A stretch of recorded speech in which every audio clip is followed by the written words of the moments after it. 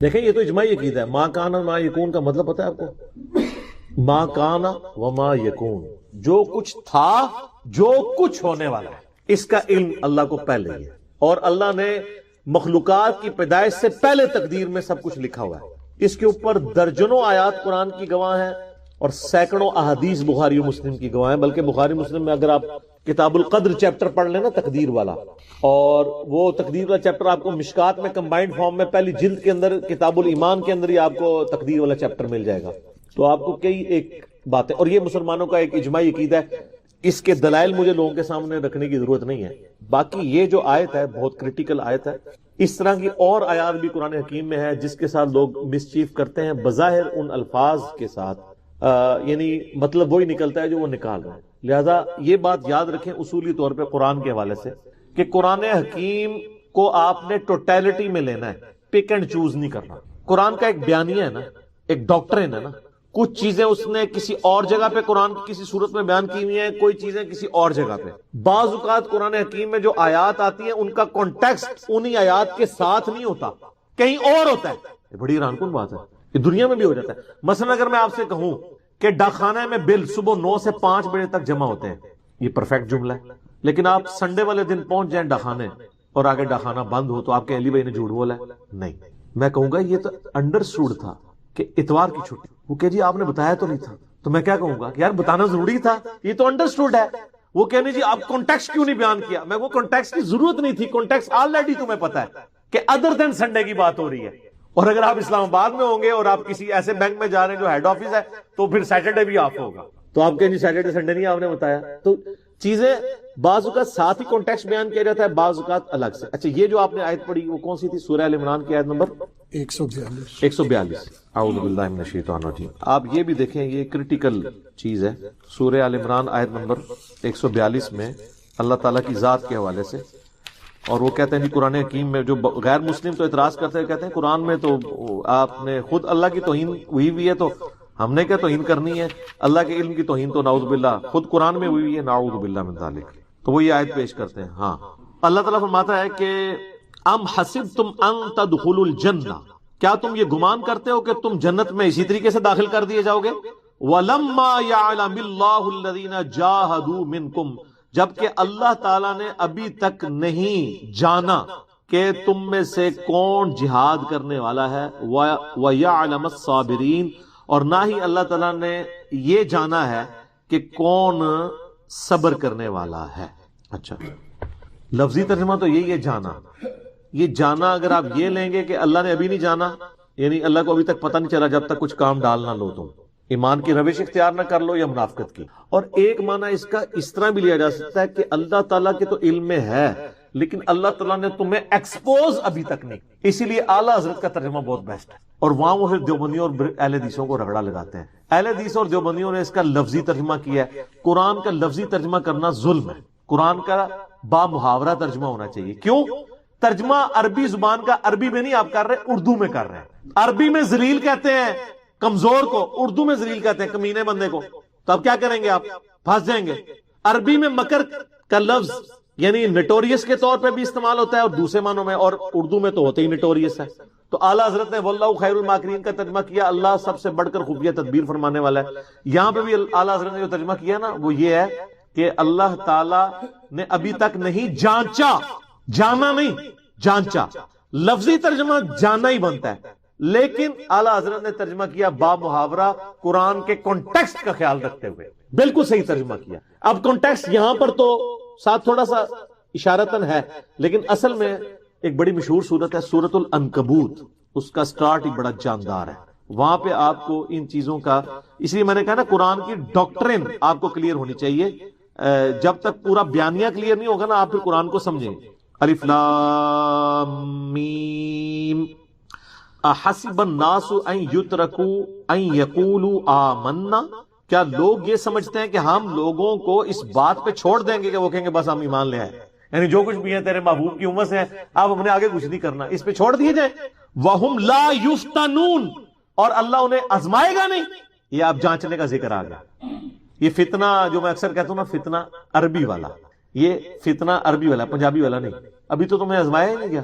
وَلَنَبْلُوَنَّكُمْ بِشَيْءٍ مِّنَ الْخَوْفِ وَالْجُوعِ وَنَقْصٍ مِّنَ الْأَمْوَالِ وَالْأَنفُسِ وَالثَّمَرَاتِ وَبَشِّرِ الصَّابِرِينَ. پھر بشارت ملنی ہے صبر والوں کو. تو اللہ کہتا ہے کہ ایمان لانے پہ چھوڑ دیا جائے. وَلَقَدْ فَتَنَّ الَّذِينَ مِن قَبْلِهِمْ، اور بے شک ضرور بالضرور ہم نے تم سے پہلے لوگوں کو بھی آزمایا تھا. فَلْيَعْلَمَنَّ اللَّهُ الَّذِينَ صَدَقُوا وَلَيَعْلَمَنَّ الْكَاذِبِينَ. پس اللہ نے جان لیا کہ ان میں سے کون اپنی باتوں میں سچے تھے اور کون اپنی باتوں میں جھوٹے تھے. اب یہاں پہ بھی جاننے کا مطلب ہوگا جانچ لیا. فتنے میں مبتلا کیا تو جانچ لیا. سر سورہ الحدید کی آیت نمبر 21 اور 22 تو میں نے کئی دفعہ بیان کی ہے. اللہ تعالیٰ کے علم کے اعتبار سے اللہ تعالیٰ نے تو کس لیول تک بات کی اور وہم نکالا ہے سورۃ الحدید کے اندر. پارہ نمبر 27 کے اینڈ پہ یہ آتی ہے نا سورت. ما اصاب من مصیبت فی الارض، کوئی بھی مصیبت ایسی نہیں جو زمین میں آئے، یعنی زلزلہ یا طوفان یا کوئی وبائی مرض، ولا فی انفسکم، یا تمہاری جان پہ بھی کوئی مصیبت آئے، بلڈ کینسر، ہیپیٹائٹس، یعنی انڈیویجول مصیبت ہو یا اوورال مصیبت. الا فی کتاب من قبل ان نبرأها، اس سے پہلے کہ ہم تم میں وہ مصیبت بھیجیں ہم نے پہلے ہی لوح محفوظ میں لکھ لیا ہے کہ فلاں ڈیٹ کو فلاں سن میں فلاں علاقے پہ یہ آفت آئے گی. لو جی، ان ذالک علی اللہ یسیر، بے شک اللہ پہ یہ بہت آسان ہے. تمہارے لیے مشکل ہے کہ کیسے ہوگا پہلے ہی. سورۃ الانعام میں تو یہاں تک آیا کہ خشکیوں میں اور تریوں میں کوئی دانہ نہیں پھوٹتا زمین سے مگر اللہ کے علم سے، درخت کا کوئی پتا نہیں گرتا مگر اللہ کے علم سے. اور ساتھ لکھا ہے کہ اللہ نے پہلے ہی لوح محفوظ پہ لکھ لیا یہ ہوگا. یہ نہیں ہے کہ اللہ نے پابند کیا کہ ایسا ہو، اللہ تعالیٰ نے اپنے علم سے پہلے ہی جانچ لیا ہے کہ ایسا ہی ہوگا. باقی یہ کہ اللہ کو اگر پتا تھا کہ یہی کچھ ہونا ہے تو اللہ نے ہمیں اس مصیبت میں ڈالا کیوں؟ اگرچہ اس آزمائش میں ڈلنے کے بعد ہم اپنی مرضی سے ہی الٹے اور سیدھے کام کر رہے ہیں، یہ تو پھر مان جاتے ہیں، کہتے ہیں ہاں کر رہے تو ہم خود ہی ہیں، لیکن اللہ نے ہمیں کیوں اس مصیبت میں ڈالا نہ پہ. تو اس کا پھر اللہ نے بیان کر دیا کہ یہ سوال نہیں آپ نے کرنا. وَلَا يُسْأَلُ عَمَّا يَفْعَلُ، مجھے نہیں کوئی پوچھ سکتا میں نے کیوں ایسا کیا. وَهُمْ يُسْأَلُونَ، اب تم نے جو کچھ کرنا ہے وہ اللہ نے پوچھا. یہ تو کوسچن ہی پہن ہے. باقی یہ ہے کہ ہم جو کچھ کر رہے ہیں اپنے کرتوت اپنی، اللہ نے علم سے جان لیا کہ ایسا کرے گا، نہ کہ ہمیں اپنے علم کا پابند کیا. لہٰذا اچھا اللہ نے ہمارے بارے میں جو کچھ ڈیسیژن کیا کہ ہمارے علم میں ہے تو اس کا رونا کیوں بیٹھ کے روئیں؟ اور یہ اللہ نے پہلے لکھتا ہے کہ لکھے ہے کہ پتا ہے تمہیں کہ لکھے ہے. جو چیز آپ کو پتہ ہی نہیں اس کا رونا کیوں رو رہے ہیں؟ آپ بیسٹ پرفارم کریں. آپ کو اگر سمندر میں کوئی دھکا دے تو آپ ہاتھ پاؤں ماریں گے یا آپ کہیں گے میری قسمت میں ڈوبنا لکھا ہوا ہے؟ ابھی ہاتھ پاؤں مارے کنارے پہ آئیں گے پھر بعد میں پوچھے کس نے دھکا دیا ہے. تو اللہ نے جو ہمیں زمین پہ دھکا دے کے بھیج دیا ہے وہ اللہ سے جنت میں جا کے پوچھیں گے. اچھا اعلیٰ حضرت کے جو خلیفہ ہے نا مفتی امجد علی، انہوں نے بار شریعت کے شروع میں لکھا ہے کہ اگر کوئی یہ سوال پوچھے کہ اللہ تعالیٰ نے ہمیں اس مسئلے میں کیوں ڈالا تو وہ کہتے ہیں انشاءاللہ جنت میں جانے دیں پھر جا کے پوچھ لیں گے، ابھی تو جو کچھ وہ کہہ رہا ہے وہ کرو. اور یہ بالکل صحیح ہے. اگر کوئی شخص آپ کو اس دروازے سے آگے کہ سر ادھر آگ لگ چکی ہوئی ہے اور وہ بندہ بھی سچا ہو، اس کا کریکٹر بھی مانا ہوا ہو، آپ اس دروازے سے باہر نکل جائیں یہاں پہ خطرہ ہے، آپ تحقیق کرنے جائیں گے اور وہ ساتھ یہ کہ 30 سیکنڈ میں یہاں پہنچنے والی ہے، تو آپ اس وقت یہ تحقیق کریں گے جا کے کہ آگ پہنچنے والی ہے کہ نہیں. اس وقت تک تو آپ انشاءاللہ مرتبہ شہادت پہ چلے جائیں گے. آپ کہیں گے ابھی تو میں یہاں سے نکلوں بعد میں دیکھوں گا. تو سر وقت کا پیغمبر بھی یہی کام کرتا ہے، اس کا کریکٹر منوایا جاتا ہے کہ وہ صادق اور امین ہے اور وہ پھر آپ کو کہتا ہے کہ سر مرنے کے بعد اللہ کے حضور پیش ہونا ہے، تحقیق بعد میں وہاں جا کے دیکھنا ابھی اس بات کو. اسی لیے نبی علیہ السلام فرمایا تھا نا، اگر میں بخاری میں آتا ہے نا، اگر میں تمہیں کہوں کہ اس پہاڑ کے پیچھے سے کوئی فوج تم پہ حملہ آور ہونے کا بالکل، اور ان کا پھر میں ہی تمہیں بتا رہا ہوں کہ تمہیں مار کے اپنے رب کے حضور پیش ہونا ہے، تو ماننے سے انکار کر دیا. سر توحید ایسی کڑوی چیز ہے نہ ماننے والوں کے لیے، جو مان لے تو اس سے میٹھی چیز ہی کوئی نہیں. یہ اتنی میٹھی ہے کہ انسان جان دے دیتا ہے اس کے لیے، اس کی مٹھاس سے روگردانی نہیں کر سکتا. اور کڑوی اتنی ہے نہ ماننے والے کے لیے کہ وہ شخص جو 40 سال تک کسی کی آنکھوں کا تارا ہو اور وہ اس معاشرے کا سب سے بہترین آدمی ہو، وہ صرف ایک لا الہ الا اللہ بول دے تو اس کے جانی دشمن بن جاتے ہیں. یہاں بھی لوگ کہتے ہیں جناب میٹھی میٹھی باتیں کریں لوگ ساتھ دیں گے. سر میٹھی میٹھی باتوں میں اگر لوگ آپ کا ساتھ دے رہے ہیں تو یہ پھر محمد رسول اللہ کی دعوت نہیں ہے صلی اللہ علیہ وآلہ وسلم. حضرت نوح علیہ السلام کے اجتماع میں 16 لاکھ بندے اکٹھے نہیں ہوتے تھے. اگر آپ کے اجتماع میں اکٹھے ہو رہے ہیں تو سمجھ لیں کہ نوح علیہ السلام والی دعوت نہیں ہے یہ. نا وہ میرے بارے میں کہتے ہیں اس کو تو مسجد میں امام بھی نہ رکھے. سر بالکل نہ رکھے. سر رسول اللہ صلی اللہ علیہ وسلم بھی دنیا میں تشریف لے آئے اور جس رسول کا آپ کو تعارف کروایا گیا ہے وہ تو جو کوالٹیز آپ کو بتائی گئی وہ تو سب چیزوں سے انکار کریں گے. وہ تو پہلے آگے مزار توڑوائیں گے. تو آپ نے تو ان کو بھی نہیں. نبی صلی اللہ علیہ وسلم کو اگر اللہ کی غیبی مدد حاصل نہ ہو تو آپ نے ان کے ساتھ بھی وہی کرنا ہے جو حضرت عیسیٰ کے ساتھ کیا تھا یہودیوں نے. اور اللہ نے ان کو جان بچا کے زندہ اوپر اٹھایا. سر یہ بات ہی بہت کڑوی ہے. تو یہ کانٹیکسٹ کے حوالے سے میں نے چیز کلیئر کی کہ بعض اوقات کانٹیکسٹ میں ایک جگہ کانٹیکسٹ نہیں ہوتا. اچھا اسی طریقے سے دیکھیں آج آیات بھی آئی تھی نا، وہ قرآن میں ہدی للمتقین، ڈر جانے والوں کے لیے ہدایت ہے. اکثر لوگوں نے کہا پرہیزگاروں کے لیے. اچھا جو غیر پرہیزگار ہیں ان کے لیے کوئی ہدایت نہیں قرآن میں؟ نہیں. دوسری جگہ ہے شہر رمضان الذی انزل فیہ القرآن ہدی للناس، پوری انسانیت کے لیے ہدایت ہے. اور ہدی للمتقین کا مطلب پرہیزگار نہیں ہے، بلکہ ہر وہ انسان جو ڈر جائے کہ مجھے میری مرضی کے بغیر کسی نے پیدا کیا ہے، وہ میرے ساتھ کچھ بھی کر سکتا ہے، اس کے لیے ہدایت ہے. اچھا پھر وہ کہتے ہیں قرآن میں لکھا یضل بہ کثیرا ویہدی بہ کثیرا، قرآن کئی لوگوں کو گمراہ کر دے گا اور کئی کو ہدایت دے دے گا. نعوذ باللہ. کوئی کہہ سکتا ہے یہ کتاب گمراہی ہے؟ قرآن تو کہتا ہے ہدی للناس، پوری انسانیت کے لیے. وبینات من الہدی، ہدایت کے روشن دلائل ہیں. والفرقان، حق اور باطل میں تمیز کرنے والی کتاب ہے. لہذا یضل بہ کثیر ویہدی بہ کثیرا جو سورہ بقرہ کی آیت ہے، یہ آپ نے غلط اس کا مطلب لیا ہے. اس کو آپ آیت کو پورا پڑھیں. وہ سٹارٹ اس سے ہوتی ہے کہ اللہ تعالیٰ اس بات سے حیا محسوس نہیں کرتا کہ وہ مچھر کی مثال بیان کرے یا اس سے بھی کسی حقیر چیز کی. تو جن لوگوں کے دل میں یعنی کجروی ہوتی ہے تو وہ کہتے ہیں اللہ تعالیٰ نے، ٹیڑھ پن ہوتا ہے، وہ کہتے ہیں اللہ نے اس مثال سے کیا نکالنا ہے. تو اس پہ اللہ نے ان کو الزامی جواب کے طور پر کہا یہ مثال سے یہ نکالنا ہے کہ تم اس کا انکار کرو، گمراہ ہو جاؤ، اور اہل ایمان اقرار کریں. مطلب یہ ان کو گمراہ کرنے کے لیے نہیں ہے، بلکہ تم انکار کر کے گمراہ ہوگے. تم بھی مان لو تو تم بھی ابو بکر عمر عثمان و علی بن جاؤ گے رضی اللہ عنہم اجمعین. سر دیکھ لینا حضرت عمر کا دور خلافت تھا نا، تو پھر ابو سفیان باہر بیٹھا ہوتا تھا، اس کا وہ اپنا وہ کروفر تھا کہ میں مکے کا سردار ہوں، مجھے کیوں نہیں مہاجرین کو غریبوں کو پہلے ملنے. حضرت عمر کہتے تھے کہ تم اس وقت سرداری انجوائے کر چکے ہو نا، اس وقت یہ لوگ تمہاری ماریں کھاتے تھے نا، سینئر مسلمان، تو آج ان کا پہلا نمبر ہے، تم آخر میں آئے ہو تو آخر نمبر پہ ہی تم سے ڈیلنگ ہو. سر یہ فرق تو پھر رہتا ہے. تو قرآن گمراہ نہیں کرتا، بلکہ اس آیت کو آؤٹ آف کانٹیکسٹ سمجھا. اسی طریقے سے وہ جو کہتے ہیں نا اللہ نے جانا، وہ جانچنے کے معنی میں. تو اس طریقے سے بعض اوقات جملے بول دیے جاتے ہیں. قرآن میں بھی اس طرح کے میں نے آپ کو کئی مثالیں دی ہیں. اسی طریقے سے آپ دیکھیں ایک اور مثال ہے سورہ الجمعہ میں آیا کہ یہود کے علماء کی مثال ہے ان گدوں کی سی جن پہ کتابیں لا دی ہوئی ہیں. تو اللہ فرماتا ہے کتنی بری مثال ہے علماء یہود کی. اچھا یہ جو قرآن و سنت سے بھاگنے والے لوگ ہیں ان کی بانچیں کھل اٹھتے ہیں جب ہم کہتے ہیں ہم علمی کتابیاں، وہ کہتے ہیں جی کھوتے تھے کتابیں لاتے ہو کوئی فرق نہیں پڑتا. وہ یعنی مجھے گدھا کہہ رہے ہوتے ہیں نا. سر مجھے بتائیں گدھے وہ ہیں کہ جن کی شوکیسوں میں کتابیں پڑھی تھیں تو پڑھی رہی، انہوں نے پڑھی کوئی نہیں، یا وہ گدھے ہیں کہ جو کتابیں پڑھتے ہیں اس کے بعد وہ کہتے ہیں کہ یار آپ نے ہمیں جو گدھا بنایا ہوا تھا، ہمیں ماموں بنایا ہوا تھا، ہمیں الو بنایا ہوا تھا، اللہ نے ہمیں ہدایت دے دی کتاب کی برکت سے. تو یہ ان کو اللہ ٹانٹ کر رہا ہے. وہ علماء یہود کو اللہ کہہ رہا تھا ان کی مثال گدھوں کی سی ہے جیسا کہ گدھا کتاب پڑھ نہیں سکتا تو اس پہ لدی ہوئی ضرور ہوتی ہے، پڑھے استفادہ نہیں کرتے. تو علماء یہود کو اللہ نے کہا یہ گدھے ہیں، ان کی کتابوں میں نبی علیہ السلام کی پروفیسیز موجود تھی، ان کو تو چاہیے تھا پہلے ایمان لاتے کہ تورات اور انجیل میں نبی کا ذکر موجود ہے. تو یہ کتابیں بس گدھے کی مانند ان کے اوپر لدی رہ گئی، ان کتابوں کو نہیں پڑھا. لہٰذا جن مولویوں کے شوکیسوں میں کتابیں پڑھی ہوئی ہیں نا، اصل میں وہ گدھے ہیں، اور جو اس کو پڑھ کے لوگوں کو صحیح بات بتا رہے ہیں وہ گدھے نہیں ہیں.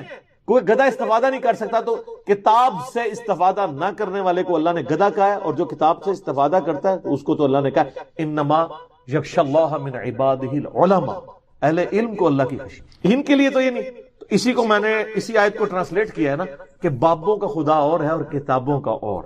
اب اس کو بھی کوئی آؤٹ آف کنٹیکسٹ نہ لے کے جی اس کا مطلب ہے آپ کہتے ہیں کہ جو ہمارے بابے تھے وہ کسی اور خدا کو مانتے تھے. اور نہیں، اس کا لفظی ترجمہ نہیں لینا آپ نے. لفظی ترجمہ یہی بنتا ہے جیسے وہ یا علم اللہ کا. لیکن آپ سمجھ رہے ہیں میں کس ٹون میں بات کر رہا ہوں کہ کتابوں کا خدا اور بابوں کا خدا اور. یہ مطلب نہیں ہے کہ جو بابے تھے گمراہ تھے جتنے بھی تھے ہم مسلمان سمجھتے ہیں، اللہ تعالیٰ معاف کرنے والے، ہم کون ہوتے ہیں ان کی آخرت کا فیصلہ کرنے والے. ان کا خدا ہمارے والے خدا تھا. لیکن جب ہم یہ جملہ بولتے ہیں نا کتابوں کا خدا اور بابوں کا خدا اور، مراد یہ کہ بابوں نے جس خدا کی کوالٹیز اور اس خدا کا دین آپ تک پہنچایا وہ نہیں ہے جو کتابوں میں لکھا ہوا ہے. تو آپ ہمیں کوئی بلیم نہیں کر سکتے کہ ہم جو ہے وہ ان کا خدائی کو چینج کر رہے ہیں، نعوذ باللہ. لیکن جملے میں تو ایسا نہیں ہے. جملے میں تو ہے کتابوں کا خدا اور بابوں کا خدا اور.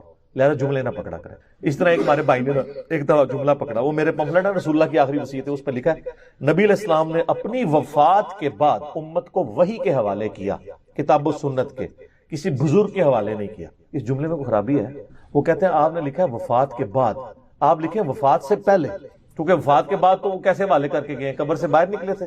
بندہ سر پکڑ کے بیٹھ جاتا ہے کہ یار وفات کے بعد یہ کہ وہ یہ یعنی آپ علیہ السلام نے اپنی زندگی میں وصیت کی تھی کہ میری وفات کے بعد یہ کرنا. انڈرسٹوڈ ہے. وہ الفاظ کو پکڑ رہے ہیں. الفاظ کو سر پکڑے تو پھر قرآن میں بھی دیکھیں نا, پکڑنے والوں نے پکڑے ہیں نا, مجھے جواب دینا پڑ رہا ہے. ڈاکٹرن کلیئر ہونی چاہیے, کانٹیکسٹ کلیئر ہونا چاہیے, وہ بات کیا کر رہا ہے, ورنہ تو مصیبت کھڑی ہو جائے گی. اس قسم کے کئی اعتراضات. اچھا, اگلے دن کوئی ایک موقع تو میں نے دعا کی, اے اللہ جن جن بھلائیوں کا سوال تیرے محبوب صلی اللہ علیہ وآلہ وسلم نے تجھ سے کیا ہمیں عطا فرما دے, اور جن جن چیزوں کے شر سے تیری پناہ عطا فرمائی تو نے ان کو عطا کی ہمیں عطا فرما دے. تو ایک بندے نے کہا جی یہ تو اس نے تو وہ شر مانگ لیا سارا, اس کو کہنا چاہیے تھا کہ ان چیزوں کے شر سے ہمیں پناہ عطا فرما دے, خالی عطا فرما دے. کیوں کہا ہے سر میں جب یہ دعا مانگ رہا تھا نا, میں بھی اور جس سے میں مانگ رہا تھا اس کو بھی پتا تھا کہ یہ عطا فرما سے مراد پناہ ہے, نہ کہ وہ شر ہے جو میں مانگ رہا ہوں, کیونکہ کانٹیکسٹ پورا ہو چکا ہے نا کہ جن جن بلائیوں کا سوال کیا وہ بلائیاں عطا فرما دے, اور جن جن چیزوں کے شر سے تیری پناہ طلب کی ہمیں بھی عطا فرما دے. اس نے کہا آپ نے یہ جو کہا نا ہمیں بھی عطا فرما دے, یہاں کہنا چاہیے تھا ہمیں بھی پناہ عطا فرما دے, کیونکہ آپ نے شر مانگ لیا ہے. تو سر یہ آپ اپنے دماغ کے شر کا علاج خود ہی کروائیں. پچھلے دنوں ایک میرا کلپ ریکارڈ ہوا نا, اس میں نے بات شروع کی کہ ایک مسلمان کو آپ 1 ارب روپیہ بھی دینا, نبی الاسلام کو کبھی گالی نہ نکالے گا, بڑے سے بڑا گناہ کر لے گا. اسی لیے صحابہ کرام کے بارے میں کہا جاتا ہے الصحابۃ کلھم عدول, صحابہ حدیث روایت کرنے میں سب کے سب عدول ہیں, ان کی عدالت قائم ہے, اگرچہ ان سے کئی جرائم بھی ہوئے, خصوصاً حضرت معاویہ کے حوالے سے رضی اللہ تعالیٰ عنہ. میں نے پیش کیا نا سنن نبی داؤد میں 4129 نمبر حدیث ہے سنن نبی داؤد میں, ابن سیرین حضرت معاویہ سے حدیث بیان کر رہے ہیں اور ساتھ کہہ رہے ہیں وَقَانَ مُعَاوِيَةُ لَا يُتَّهَمُ فِي الْحَدِيثِ, معاویہ حدیث کے معاملے میں ان پہ کوئی تہمت نہیں تھی کہ وہ جھوٹ بولے, یعنی ان سے سیاسی اختلاف اور ان کی دنیاوی زندگی میں کمزوریاں, کریکٹر میں الگ بات, لیکن حدیث وہ صحیح بیان کرتے تھے. تو میں نے بتایا کہ یہ دیکھ لیں پھر یہ محدثین فرق کرتے تھے باقی صحابہ میں ان میں. تو میں نے پھر حضرت معاویہ کا دفاع کیا کہ ان کی حدیثیں قبول کی جائیں گی, وہ ہے ہی گنتی کی چند حدیثیں, اور حضرت معاویہ نے کوئی ایسی حدیث بیان نہیں کی جو باقیوں نے نہ کی ہو. وہ حدیثیں اگر آپ ان سے لینا چھوڑ بھی دیں تو باقی صحابہ نے بیان کی ہوئی ہیں. تو میں نے اس میں بیان کیا تھا کہ یہ اس لیے کہ نبی الاسلام نے ایک چیز کا گناہ ہونا ان میں کوٹ کوٹ کے بھرا تھا کہ میرے پہ جھوٹ نہیں باندھنا, کیونکہ بخاری مسلم میں حدیث ہے, مسلم کی پہلی حدیث مولا علی سے ہے اور بخاری میں بھی ہے, اور صرف مولا علی سے نہیں ہے, جابر بن عبداللہ سے, عبداللہ ابن عباس سے, ابو ہریرہ سے, انس بن مالک سے, مغیرہ بن شعبہ سے رضی اللہ عنہ مجمعین, کہ جس نے میری طرف جھوٹی حدیث بیان کی وہ اپنا مقام دوزخ میں دیکھ لے. تو یہ نبی الاسلام نے اس چیز کا گناہ ہونا ایسا کوٹ کوٹ کے ان کے اندر بھرا تھا کہ ان سے بڑے جرم ہوئے, لیکن یہ کام انہوں نے نہیں کیا, کیونکہ انہوں نے کہا اگر ہم نے رسول اللہ سے ٹکر لے لی تو ہماری شفاعت کون کرے گا. اس لیے روایت حدیث میں آپ کو کوئی حدیث ایسی نہیں ملے گی جو گھڑی ہو کسی صحابی نے, جتنی حدیثیں ملتی ہیں, ورنہ جس طرح دشمنیاں بعد میں آ گئی تھی تو کوئی حدیث گھڑ لیتے. بعد کے لوگوں نے آل امیہ کو اوپر کرنے کے لیے روایتیں گھڑی ہیں, صحابی کسی نے نہیں گھڑی. اسی لیے حدیثوں میں چیک کیا جاتا ہے اوپر صحابی ہے قبول. سر یہ جو بصر ابن ابی ارطا ہے, اس کے بارے میں تو ابن حجر اسقلانی لکھتے ہیں کہ سوائے اس کے کہ اس نے حضور کو دے کے کلمہ پڑھا ہے, اس کے علاوہ اس میں کوئی خیر نہیں ہم نے دیکھا پوری زندگی. اسی کو حضرت معاویہ نے مسلط کیا تھا حضرت علی کے علاقے چھیننے کے لیے. آپ ذرا تاریخ ابن کثیر, تاریخ طبری پڑھ کے دیکھیں, علی نام کے بچے بھی اس نے قتل کیے ہیں, نیزوں پہ اچھالے ہیں. اس قدر دشمنی میں آگے چلا گیا تھا. یعنی اس کو ہمارے محدثین اسماء و رجال کی کتابوں میں یعنی رضی اللہ عنہ میں نہیں لکھا ہوتا. اور ابن حجر نے تو جو کچھ لکھا ہے نا التہذیب و تہذیب میں اور سیر اعلام النبلاء میں امام زابی نے, وہ آپ پڑھیں تو آپ کے کانوں سے دھواں نکلے. حضرت معاویہ کو تو پھر بھی وہ تھوڑا بہت کہیں نہ کہیں دفاع کرتے ہیں, اس کا تو کہتے ہیں کوئی پلے شے ہے ہی نہیں, ہم کیا دفاع کریں. لیکن مسند احمد کی ایک بڑی امپورٹنٹ حدیث ہے جو اسی نے روایت کی ہوئی ہے, دعا ہے, یعنی یہ کوئی دینی یا حکم نہیں, ایک دعا ہے. اللہم احسن عاقبتنا فی الامور کلھا واجرنا من خزی الدنیا وعذاب الاخرہ, جو میں نے کئی بار آپ کو دعا بتائی ہے. اب یہ دعا, اچھا دیکھیں دعا وہ یہ مانگتے رہے اور کام کیا کرتے رہے, ٹھیک ہے. تو خالی دعا مانگنے سے تو برے کاموں کا انجام تو اچھا نہیں ہو سکتا نا. اس کا مطلب یہ کہ اللہ ہر کام کا انجام بہتر کر دے اور ہمیں دنیا کی رسوائی اور آخرت کے عذاب سے بچا لے. خالی دعا مانگنے سے تو نہیں, کرتوت بھی ایسے ہونے چاہیے. بل میں نے ایک ضمن بات کی, میں تو رضی اللہ عنہ ہی کہوں گا. ہم تو بار بار کہتے ہیں ہمیں تو نبی کا منہ مارتا ہے, جس نے بھی حضور کو دیکھ کے کلمہ پڑھا, چاہے وہ واشی تھا یا آل امیہ تھی, ہم رضی اللہ عنہ کہتے ہیں. دعائیہ کلمات ہوتے ہیں, اللہ جانے ان کا معاملہ جانے, لیکن غلطی اپنی جگہ موجود ہے. تو میں نے کہا کہ نبی الاسلام نے اس طرح کا ایک گناہ ہونا کوٹ کوٹ کے ان میں بھرا تھا, اسی لیے کسی صحابی نے حدیث نہیں گھڑی. اچھا یہ جو لفظ ہونا ہے نا, یہ مجھ سے تیزی میں سکپ ہو گیا. تو میں نے کہا اسی طرح کا ایک گناہ کوٹ کوٹ کے بھرا تھا, اور وہ کانٹیکسٹ پورا چل رہا ہے, اسی لیے کوئی صحابی نے, وہ کہتے ہیں یہ ہونا بھی بولنا چاہیے تھا. اس کا مطلب ہے حضور سے گناہ کرواتے رہے کہ تم حدیثیں گھڑو. اب مجھے بتائیں اگر اس قسم کا ہم اعتراضات کریں تو پھر قرآن پہ کتنے درجنوں اعتراضات بنتے ہیں, احادیث پہ کتنے اعتراضات بنتے ہیں. کانٹیکسٹ میں دیکھنا چاہیے جملہ کیا چل رہا ہے، تو اس میں بعض اوقات لٹریچر میں الفاظ کو سکپ کر دیا جاتا ہے، وہ انڈرسٹوڈ ہوتا ہے۔ انہی چیزوں کی پلی تو لیتے ہیں وہ سورۃ البقرہ کی آیت نمبر 62، جو کوئی بھی ایمان لے کے آیا، چاہے وہ یہودی ہے یا عیسائی ہے یا سابی ہے۔ سابی یہ لوگ کہتے ہیں نا وہ ستارہ پرست نہیں ہے، دین ابراہیمی پہ ہوتے تھے وہ لوگ، ستارہ پرست نہیں تھے۔ تو جو اللہ اور آخرت پہ ایمان لے، لا خوف علیہم ولا ہم یحزنون، وہ جو منکرین حدیث ہیں وہ کہتے ہیں جی وہ بارش برسانے کی جبرائیل علیہ السلام کی ڈیوٹی نہیں تھی وہی لانے کی؟ فرشتوں کی ڈیوٹیاں نہیں لگی ہوئی ہیں؟ صحیح بخاری میں حدیث نہیں کہ جو آیت الکرسی پڑھتا ہے اللہ تعالیٰ ایک فرشتہ اس کے اوپر محافظ کے طور پر مقرر فرما دیتا ہے؟ تو اذن دیا ہوا ہے حفاظت کرنے کا، تبھی حفاظت کرتا ہے نا۔ ان کھٹو سا فرشتہ تو نہیں کوئی ہوتا، اس کے پاس اختیار بھی تو ہوتا ہے نا اللہ کے اذن سے۔ یہ بھی جھگڑا نہیں ہے۔ تو جھگڑا کیا ہے؟ صرف ایک، غائب میں مدد کے لیے پکار۔ غائب میں پکارنا شرک نہیں ہے، بلکہ قرآن و حدیث سے ثابت ہے۔ جہاں جہاں ثابت ہے وہاں تو سنت ہوگی، جہاں ثابت نہیں بدعت کہیں گے، شرک نہیں ہوگا۔ دور سے سننے والا بھی ایشو نہیں ہے، اللہ تعالیٰ چاہے تو سنا سکتا ہے۔ اسی طریقے سے وہ بھی جہاں جہاں ثابت ہے، جیسے بخاری و مسلم کی متفق علیہ حدیث ہے، جب مردے کو دفنا کے جاتے ہیں تو وہ جانے والوں کے قدموں کی آواز بھی سنتا ہے، اللہ مردے کو بھی سنا سکتا ہے۔ تیسرا، اذن والا چکر بھی نہیں، فرشتوں کی اللہ تعالیٰ نے ڈیوٹیاں لگائی ہوئی ہیں۔ مسئلہ یہ ہے کہ فرشتوں کو پکار نہیں سکتے، فرشتوں کو پکاریں گے تو خالصتاً شرک ہو جائے گا۔ یہ جھگڑا ہے ہی نہیں کہ اختیار ہے یا نہیں ہے۔ سیدنا علی کو اختیار ہو یا نہ ہو، شیخ عبد القادر جیلانی رحمۃ اللہ علیہ کو اختیار ہو یا نہ ہو، یا کسی بھی نبی کو یا جن کو فرشتے کو اختیار ہو یا نہ ہو، اس سے فرق ہی نہیں پڑتا۔ اصل مسئلہ یہ ہے کہ غائب میں مدد کے لیے پکارنا شرک ہے۔ سب سے بڑا مشکل کشا اس وقت سورج ہے۔